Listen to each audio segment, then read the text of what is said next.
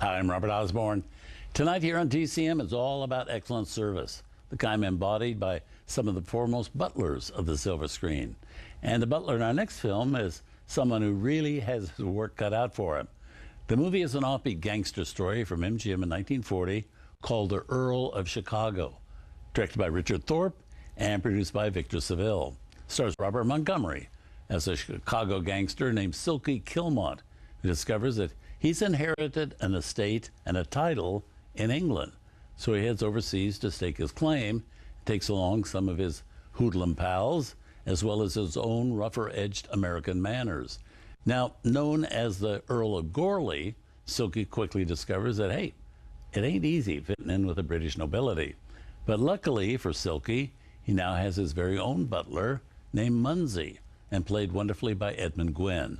And Mumsy is more than happy to provide his new master with all the necessary etiquette lessons, most of the time.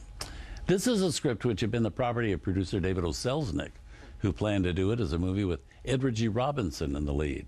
But then Selznick changed his mind about doing it and sold the property to MGM, where his first plan as a vehicle for Spencer Tracy. But in the end, Robert Montgomery got the part, which was something of a reward for the big success he'd had 2 years earlier in the thriller Night Must Fall, for which Montgomery had received his first Academy Award nomination. Now, Night Must Fall was very heavy on the drama.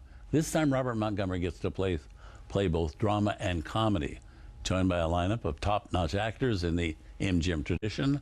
That includes Edward Arnold, Reginald Owen, also a 15-year-old New Zealand-born Ronald Sinclair, who recently had starred opposite Judy Garland and Mickey Rooney in a movie at MGM titled Thoroughbreds Don't Cry, before later switching over to become, for years, a very successful film editor.